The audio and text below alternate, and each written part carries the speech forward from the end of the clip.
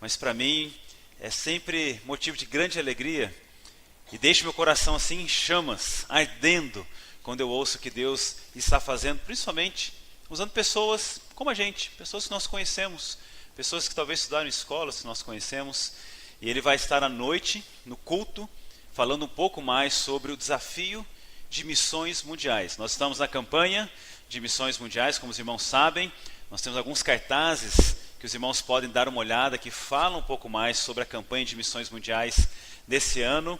Temos como alvo R$ 4.500. Mas, meus irmãos, será que a gente pode ultrapassar esse alvo? Será que é possível ultrapassarmos esse alvo? Os irmãos acho que estão com pouca fé hoje.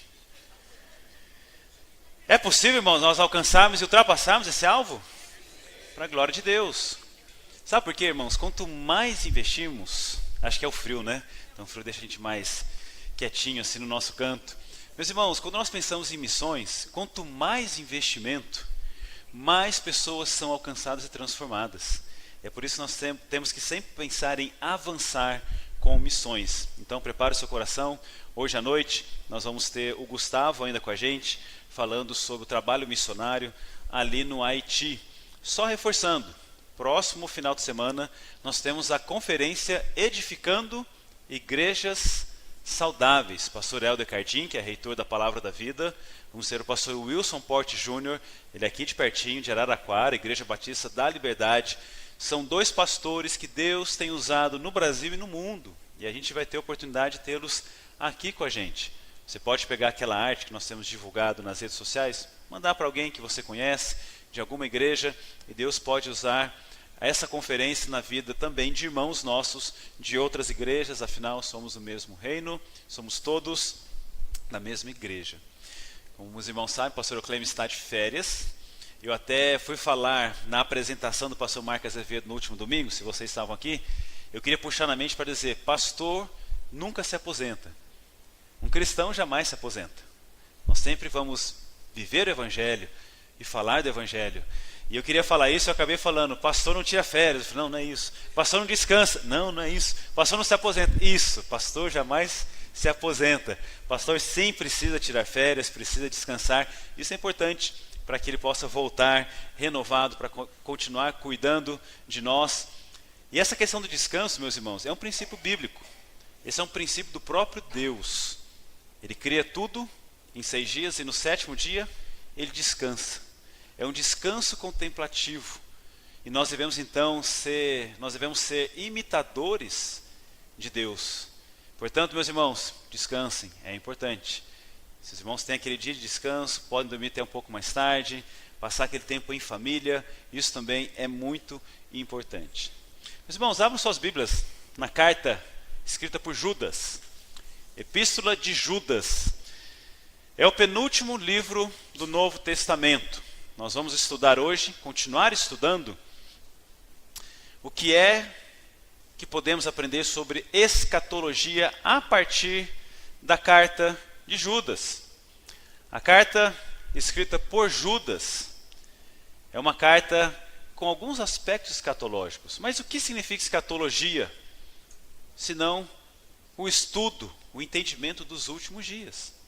Como podemos então entender os últimos dias e como igreja então estamos preparados para isso? Então estamos tendo ao mesmo tempo aqui no nosso salão social a classe Construindo um Lar Cristão, e aqui vamos ter essa classe. Meus irmãos, abrindo um rápido parênteses, enquanto os irmãos estão se posicionando na carta escrita por Judas, nós estamos preparando a igreja para essa EBD temática. Nós até falamos hoje pela manhã sobre a EBA, Escola Bíblica de Adultos. Então nós temos algumas divisões por faixa etária, isso é muito importante. E nós vamos ter alguns temas em que os irmãos podem escolher. Inclusive, alguém que é solteiro perguntou, pastor, eu posso participar da classe de família Construindo um Lar Cristão? Pode. Você pode tanto participar lá, quanto pode participar aqui. Então, os irmãos podem escolher e acompanhar durante 2 meses aproximadamente cada um desses temas. Então, abra a sua Bíblia na carta escrita por Judas. E nós vamos ler então juntos alguns versículos para que a gente se situe nessa carta ao voltarmos a estudá-la. Então acompanhe na sua Bíblia, eu vou ler na versão NVT e eu vou ler a partir do primeiro versículo, os irmãos podem acompanhar nas suas Bíblias. Diz então assim a palavra do Senhor: Eu, Judas, escravo de Jesus Cristo e irmão de Tiago, escrevo esta carta aos que foram chamados por Deus, o Pai, que os ama e os guarda sob o cuidado de Jesus Cristo. Que vocês tenham cada vez mais misericórdia, paz e amor. Amados, versículo 3. Embora planejasse escrever-lhes com todo o empenho sobre a salvação que compartilhamos, entendo agora que devo escrever a respeito de outro assunto e insistir que defendam a fé, que de uma vez por todas foi confiada ao povo santo. Pois alguns indivíduos perversos se infiltraram em seu meio sem serem notados, dizendo que a graça de Deus permite levar uma vida imoral. A condenação de tais pessoas foi registrada há muito tempo, pois negaram Jesus Cristo, nosso único soberano e Senhor. Ainda que já saibam dessas coisas, desejo lembrar a vocês que o Senhor libertou o povo de Israel do Egito, mas depois destruiu aqueles que não permaneceram fiéis. Também lhes lembro os anjos que não se limitaram à autoridade recebida, mas deixaram o lugar a que pertenciam. Deus os mantém acorrentados em prisões eternas, na escuridão, aguardando o dia do julgamento. E não se esqueçam de Sodoma e Gomorra e das cidades vizinhas, cheias de imoralidade e de perversão sexual de todo tipo, que foram destruídas pelo fogo e servem de advertência do fogo eterno do julgamento. Da mesma forma, essas pessoas, afirmando ter autoridade com base em sonhos, vivendo de modo imoral, desprezam a autoridade e zombam dos seres sobrenaturais. Mas nem mesmo o arcanjo Miguel se atreveu a acusar o diabo de blasfêmia. Ele disse apenas: o Senhor o repreenda. Isso aconteceu quando Miguel discutia com o diabo a respeito do corpo de Moisés. Versículo 10. Tais indivíduos zombam de coisas que não entendem. Como criaturas irracionais, agem segundo os seus instintos e desse modo provocam a própria destruição. Que aflição os espera, pois eles seguem os passos de Caim, enganam outros por dinheiro, como Balaão, e perecem em sua rebelião, como Coré. Versículo 12. Quando esses indivíduos, sem o menor constrangimento, participam das suas refeições de celebração ao amor do Senhor, são como perigosos recifes, que podem fazê-los naufragar. Sim, são como pastores que só se preocupam consigo mesmos, como nuvens que passam sobre a terra sem dar chuva, como árvores no outono, duplamente mortas, porque não dão frutos, e foram arrancadas pelas raízes.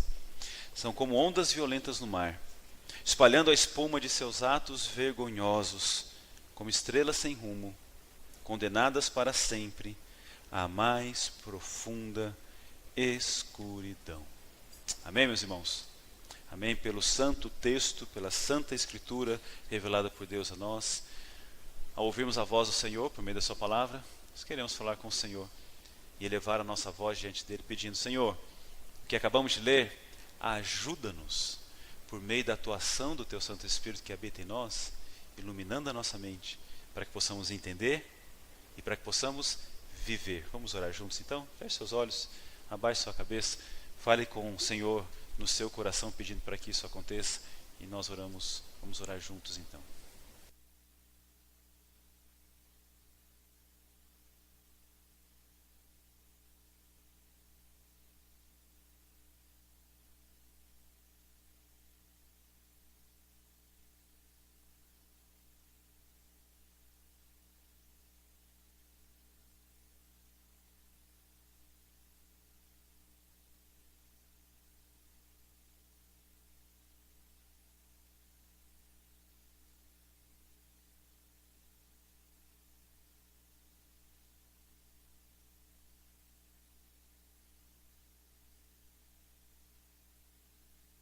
Senhor, muito obrigado porque nós podemos estudar a Tua Palavra. Ajuda-nos a sermos não apenas estudiosos, sem nos tornarmos piedosos. Portanto, Senhor, para que isso aconteça, faça com que aquilo que vamos estudar nesta manhã se torne uma prática na nossa vida, por meio da atuação do Teu Santo Espírito em nós. Que nossa caminhada cristã, como filhos do Senhor, como discípulos de Jesus Cristo, como Tua igreja, seja caracterizada pela seriedade com a Tua Palavra, na maneira inclusive como nós vivemos a Tua Palavra. Nos ajude, portanto, a permanecermos firmes tão somente nas santas Escrituras reveladas pelo Senhor a nós, porque ela é a voz do Senhor, ela é a Tua revelação para nós, é ela que nos guia, é ela que nos ajuda a sermos quem o Senhor nos salvou para ser. Muito obrigado. Nos conduza nesse estudo nesta manhã. Nós oramos assim, em nome de Jesus Cristo, nosso Senhor e Salvador. Amém e amém. Quantos aqui nunca participaram de uma classe, nunca participaram da classe de Judas? Alguém aqui está pela primeira vez na classe de Judas? Pastor, eu não consegui pegar as outras classes. Temos algumas pessoas? Ok, tem algumas pessoas que não participaram. Essa classe está sendo baseada nesse livro, a Epístola de Judas, o último capítulo antes do arrebatamento. E o pastor Eucleme, então, começou esse estudo, e esse estudo, então, tem nos ajudado a entender como essa carta se encaixa no plano de revelação de Deus a nós, para que nós possamos, então, entender como nós devemos viver até que Jesus Cristo volte e então possamos estar com Ele para todo sempre nos céus, onde Ele preparou morada para todos os salvos, para todos que entregaram suas vidas a Jesus Cristo. E é isso que nós temos feito então. E nós chegamos hoje no 4º capítulo do livro. Nós vamos falar um pouquinho sobre uma previsão de tempo espiritual. E eu não sei se você é daqueles que gosta de assistir jornal. Se você fica zapeando ali pela televisão, então assiste primeiro aqueles noticiários da tarde, do Datena, daqueles outros, e parece que quando a gente assiste muito esses noticiários, a gente fica até com o coração assim angustiado, parece que só há catástrofe, parece que só existem aquelas mortes terríveis, e parece que aquilo até deixa o nosso coração um pouquinho mais atribulado. Mas talvez você é daquele que toda noite dá boa noite para o William Bonner, talvez você é daquele que dava boa noite para o Cid Moreira, e nós gostamos então de assistir o noticiário e ver as notícias. Talvez você fique com a impressão que ultimamente só temos ouvido más notícias. Parece que o mundo vai de mal a pior e a cada vez que você liga a televisão e assiste o noticiário, ou cada vez que você liga o rádio, você acessa a internet, começa a ler as notícias, parece que só vem notícias ruins. Eu fico tentando imaginar esses jornalistas que dia após dia têm que dar essas notícias. Como talvez deve ser difícil para eles acompanharem tantas notícias ruins. E parece que isso, de certa forma, pode trazer instabilidade para o nosso coração. O que nós acabamos de ler aqui parece que nos remete um pouco a isso. Parece que Judas, ao falar sobre o cuidado que a igreja deveria ter como noiva de Jesus Cristo para se preparar para a volta do noivo, parece que ela está cercada de vários perigos. E parece que vem muitas notícias ruins. Como é que nós devemos lidar com isso? Judas, então, escreve essa carta alertando a igreja de Jesus Cristo, alertando os salvos, os convertidos, para que eles pudessem, então, permanecer firmes, defendendo a verdadeira fé que eles receberam de Jesus Cristo e dos apóstolos, para que, então, falsos mestres, que estavam se infiltrando no meio da igreja, não tivessem espaço e desviassem os filhos de Deus. Essa carta é uma das menores cartas do Novo Testamento. Ela está dentro do conjunto que nós chamamos de cartas ou epístolas gerais. Nós fomos pensar na divisão do Novo Testamento. Nós temos então os 4 evangelhos, Mateus, Marcos, Lucas e João. Temos um livro histórico, o livro de Atos, Atos dos Apóstolos, ou poderíamos chamar de Atos do Espírito Santo. O Espírito Santo sendo derramado na igreja, ali no capítulo 2, e o Espírito Santo então conduzindo agora os apóstolos, os discípulos, para que eles pudessem ir por todo o mundo, através desse poder que eles receberam, a habitação do próprio Deus, do Espírito Santo. Nós temos Atos, conhecido como Atos dos Apóstolos, mas talvez melhor classificado como Atos do Espírito Santo. E então o Espírito Santo conduzindo os discípulos de Jesus Cristo para que o Evangelho crescesse e espalhasse por todo o mundo. Nós temos então essa narrativa, esse relato histórico do início da igreja cristã. Então nós temos Mateus, Marcos, Lucas e João, Atos. Depois nós vamos ter uma sequência de cartas escritas por quem? Apóstolo Paulo. Então nós temos Atos, Romanos, primeira e segunda carta aos Coríntios, Gálatas, Efésios, Filipenses, Colossenses, primeira e segunda Tessalonicenses. Depois nós temos 1 e 2 Timóteo, Tito, Filemon, Hebreus, Tiago. E aí depois temos o quê? As cartas de Pedro. Aí nós começamos então as epístolas gerais. Ou seja, aquelas que não foram escritas pelo apóstolo Paulo. Hebreus não sabemos muito bem. Será que foi Paulo que escreveu? Será que foi Barnabé que escreveu? Será que foi outra pessoa? Não temos certeza. No céu, com certeza, nós vamos descobrir isso. Talvez vai ser uma das primeiras perguntas que eu gostaria de fazer. Quem escreveu Hebreus? Talvez você tenha outras perguntas para fazer quando você chegar no céu. Talvez perguntas até mais importantes, né? Será que Adão tinha umbigo ou não? Acho que essa pergunta não é tão importante, né? Mas não sei se você tem essas curiosidades. Será que Deus fez Adão com umbigo? Ou será que ele não tinha umbigo? Será que as criancinhas iam olhar para o vovô Adão? Olha, o vovô Adão, ele não tem umbigo. A gente tem umbigo. Por que que vovô Adão não tem umbigo? Porque vovô Adão não nasceu do ventre de uma mulher. Vovô Adão foi feito do barro. Deus o fez com suas próprias mãos. E o vovô Adão podia contar então sua história. Algumas curiosidades, né? Talvez vamos querer saber quando nós estivermos lá nos céus. Mas nós temos então as epístolas gerais. Talvez começando em Hebreus, porque não sabemos quem é o autor. E depois nós vamos ter outras cartas. Essa carta escrita por Judas é uma das menores cartas do Novo Testamento. Quais são as outras 3 cartas menores do que Judas, inclusive? Não sei se os irmãos perceberam que Judas nem tem capítulo, ele só tem versículos. Quais são as outras cartas menores do que Judas? Temos Filemon, e depois segunda e terceira carta escrita pelo apóstolo João. Então nós temos a 4ª menor carta do Novo Testamento, que é a carta de Judas. Talvez por espanto de alguns, esse Judas não é o Judas Iscariotes. Judas era um nome muito comum e popular na época de Jesus Cristo. Após o advento de Judas Iscariotes, os cristãos já não mais colocavam esse nome nos seus filhos, apesar dos judeus ainda continuarem utilizando naquele momento esse nome muito popular naquele tempo. Se nós olharmos para o primeiro versículo, dê uma olhadinha no versículo número 1, nós vamos entender um pouquinho melhor quem é Judas. Judas aqui ele vai começar a sua carta, como é normal numa carta, começar com uma saudação.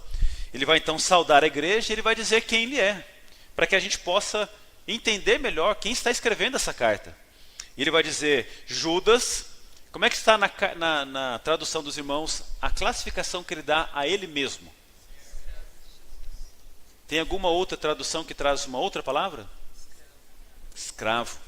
E essa palavra, doulos, é a palavra utilizada para escravos e para servos. Mas o sentido aqui é exatamente esse. Judas, ao se apresentar à igreja de Jesus Cristo, ao se apresentar aos seus leitores, ele se apresenta não com o título que seria mais importante, que daria status para ele, que é o fato de ele ser meio irmão de Jesus Cristo. Jesus Cristo tinha 4 meio-irmãos, homens. E ele não se apresenta como Judas, o irmão de Jesus Cristo. Ele não faz isso. Observe como ele começa a carta. Judas, o escravo de Jesus Cristo. O servo de Jesus Cristo. Judas, quando ele então entende que Jesus Cristo não era meramente seu irmão de sangue, ele era muito mais do que isso. Ele era o próprio Deus encarnado. Ele então entende que ele deveria se tornar um discípulo de Jesus Cristo. Ele entrega a sua vida a Jesus Cristo. E então ele começa a ser um servo, um escravo de Jesus Cristo. Ele perde as suas vontades. E agora a vontade dele é a vontade do seu Senhor. É por isso então que nós como cristãos, Fazemos cor ao que Paulo diz: já estou crucificado com Cristo. Agora já não vivo, mas eu, é Cristo que vive em mim.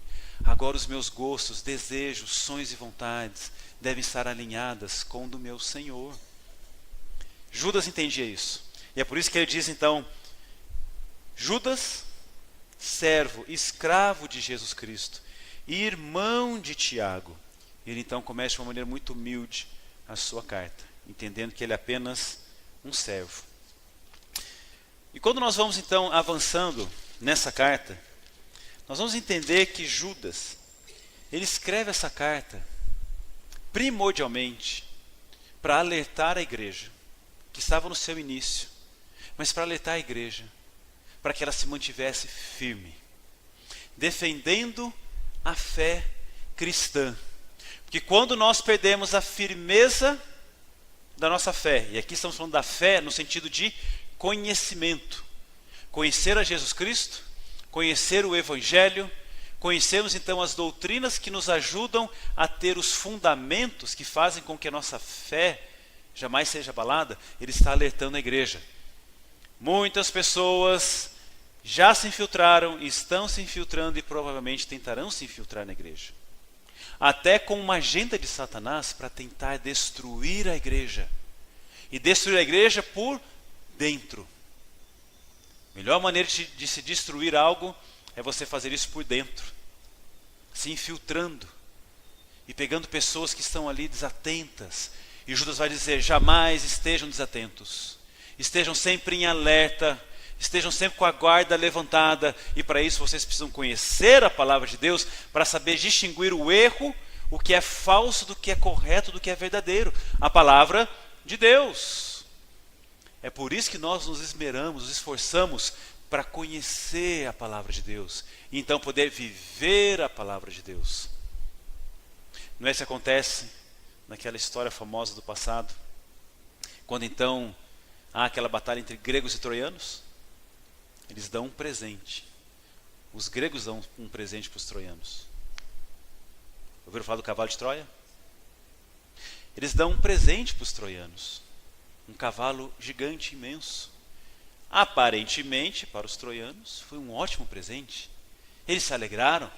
Fizemos a paz. Podemos agora conviver juntos. Mas na verdade aquilo era o quê? Uma armadilha. E se eles estivessem vigilantes, atentos, guarda levantada, jamais aceitariam esse presente. Isso é um presente grego. Não é essa expressão que utilizamos? Presente de grego? Exatamente por conta dessa história. Mas os troianos não conseguiram perceber o perigo. E acharam que estava tudo bem. Vamos receber esse presente dos gregos. E então o cavalo de Troia, quando já está dentro da cidade murada, é aberto. Os soldados saem. E por dentro da cidade destroem toda aquela cidade, aquele povo. É um pouquinho do que Judas está nos alertando aqui, nos mostrando o perigo que nós devemos nos atentar até que Jesus volte, até que soe a última trombeta. Jamais deveremos baixar a nossa guarda. Talvez você tenha visto pela internet, pela televisão, muitos que se dizem apóstolos, profetas, muitas igrejas que se dizem a igreja de Jesus Cristo, mas que se desviaram dos ensinamentos de Jesus Cristo, têm desviado muitos. É por isso que nós devemos nos manter sempre vigilantes e alertas. É por isso que de maneira tão enfática, tão assertiva, tão direta, tão dura talvez para alguns, é que Judas começa a escrever no versículo 11, o cuidado que nós deveríamos ter. E antes de nós começarmos esse capítulo, o pastor Eucleme terminou com os irmãos falando sobre os 6 exemplos do passado que iluminam o futuro. Então, EBD após EBD, esses exemplos foram trazidos à tona, para que então pudéssemos nos atentar e não cair no mesmo erro dessas pessoas. Observem o que diz o versículo 10, porque ele vai o versículo 11, ele vai encerrar a descrição desses 6 exemplos do passado que nós como igreja temos que nos atentar. O versículo 11 vai dizer sobre esses falsos mestres que tentam desviar os filhos de Deus.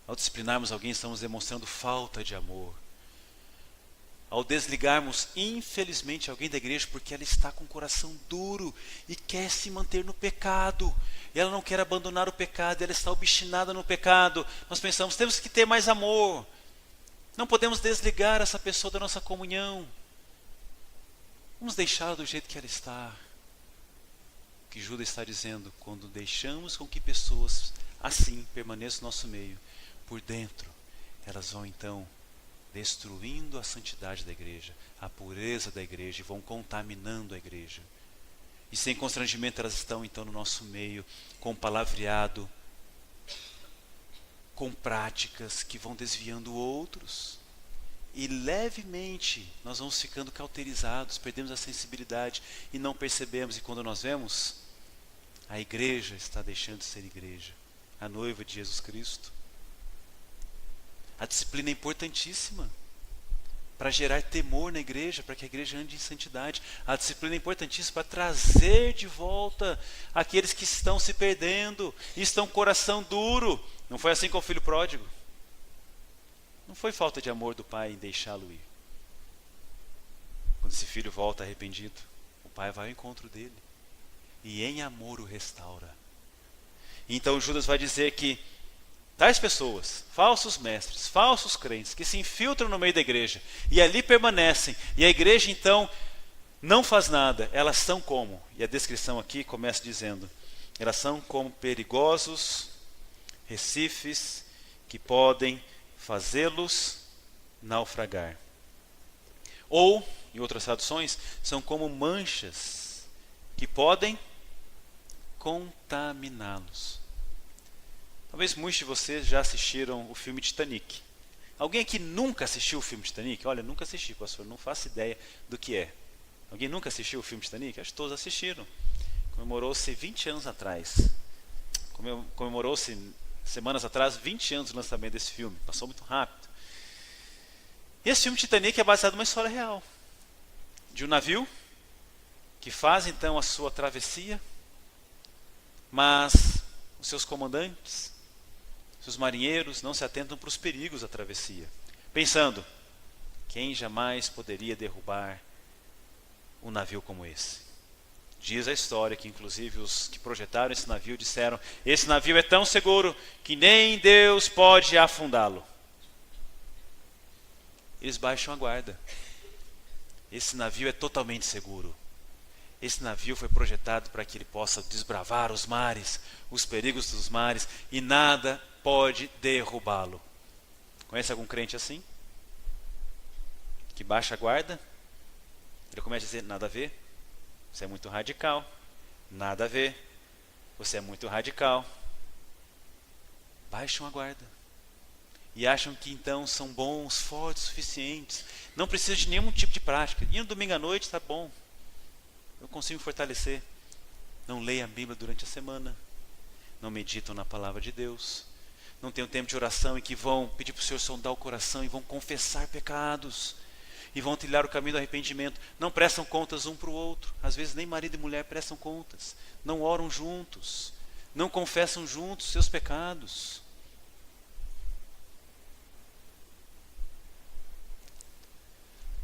E então, tais pessoas agem como os projetistas e o capitão do Titanic. Nada pode nos derrubar. E foi exatamente no momento de baixar a guarda que há um iceberg. E é exatamente esse iceberg que a pontinha é pequena para fora. Talvez até quando viram o iceberg de longe, um pequeno iceberg, o que é esse iceberg comparado ao nosso navio? Vamos em frente. E não se atentaram para os perigos. E ao baterem nesse iceberg, o casco então começa a se rachar. Porque um iceberg tem uma pontinha pequena para cima. Mas embaixo, submerso, ele é imenso. É uma grande rocha de gelo. E muitas vezes, meus irmãos, os pecados que nos assediam diariamente, como discípulos de Jesus Cristo, como igreja, são assim também. Você olha e acha que é uma pequena pontinha, isso não vai fazer mal nenhum. E se fizer um pequeno malzinho, eu depois conserto. É fácil, é tranquilo, eu vou lá, confesso, eu oro, está tudo certo. mas muitas vezes não nos atentamos que há um grande perigo nessa pontinha solta na nossa vida. E achamos que podemos lidar com ela, porque somos fortes. Que a Bíblia vai nos dizer: aquele que pensa estar em pé, cuide-se para que não caia. A vida cristã, ela demanda, ela exige, ela pede que tenhamos cuidados diários, para que nos mantenhamos alertas, vigilantes, guarda levantada contra os pecados que vão nos assediar diariamente.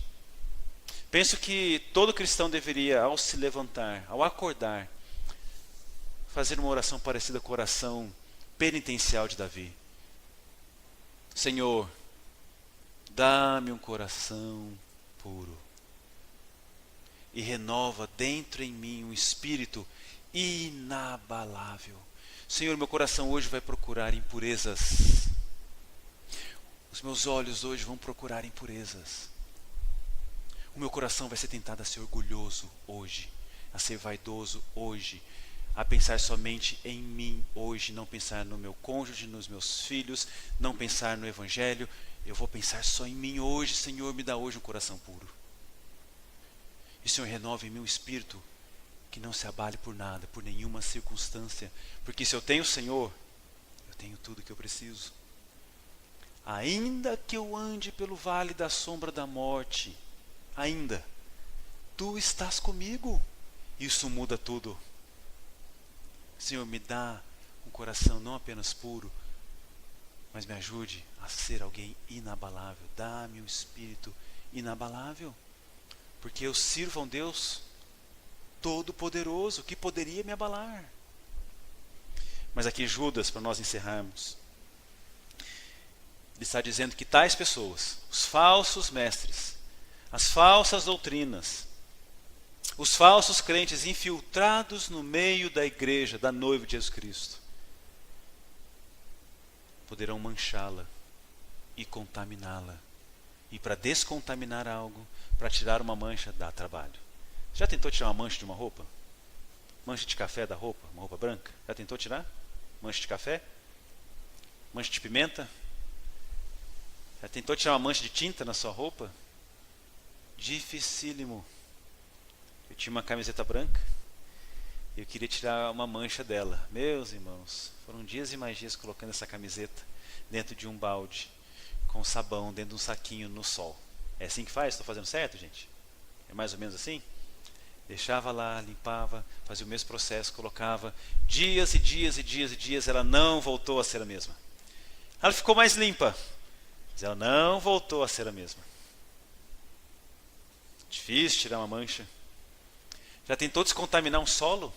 Recentemente a Universidade de São Paulo, a USP Leste, lá na cidade de São Paulo, estava com o solo contaminado. E os alunos perderam aula. Foram semanas e meses para descontaminar aquele solo. Uma vez que se mancha e se contamina, é possível você limpá-lo, mas dá muito trabalho. E às vezes ele não volta a ser o mesmo. E é por isso então que Judas, preocupado, mostrando que nós somos a noiva de Jesus Cristo e Jesus está para voltar. Jesus pode voltar hoje, amém? Amém. Maranata, ora vem Senhor Jesus. Que alegria seria se o Senhor voltasse hoje e nos resgatasse como sua igreja.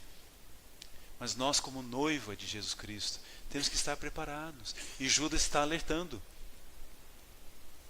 Pessoas se infiltrarão no vosso meio e tentarão manchá-los, e tentarão contaminá-los. Mantenham-se firmes. E são algumas práticas que nos mantêm firmes. Eu quero terminar nosso tempo fazendo essa reflexão. A carta escrita por Judas nos fala sobre a última trombeta antes do arrebatamento. Jesus está voltando. Como você vai se preparar essa semana para a volta de Jesus? Vai continuar vivendo da mesma maneira que você tem vivido? Alheio a Deus durante a semana? Vivendo a sua vida, a sua correria? Você acorda, liga o botão do automático, porque tem que ganhar um dia, tem que matar um leão. Vamos embora.